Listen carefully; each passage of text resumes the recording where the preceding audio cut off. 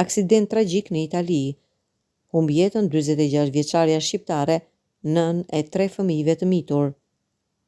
Një aksident tragjik i ka marrë jetën shqiptares Dorina Bardhi pasi u përplas me kamion në rrugën Trucasano, Itali.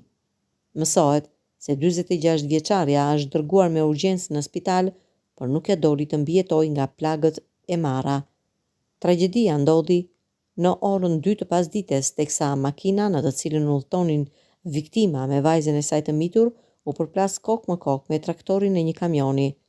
Dinamika e tragjedisë është ende duke u hetuar nga policia vendore e bashkimit të bashkive Ada dhe Martesana në komandën e Salvatore Gusardo, të cilët ndodheshin në vendngjarje për orë të tëra me karabinierët dhe brigadën e zjarfikësve.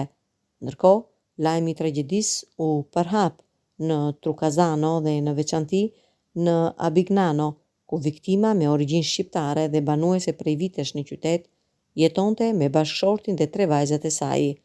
Një grua e mrekullueshme, e përkushtuar ndaj familjes dhe gjithashtu dhe shumë ndaj komunitetit për të cilin shpenzoi shumë. Dorina ishte e njohur, bashkpunonte me shoqata dhe ishte gjithnjë në ball, e qeshur dhe entuziaste në organizimin e ahengeve dhe eventeve kushtuar mbi të gjitha fëmijëve.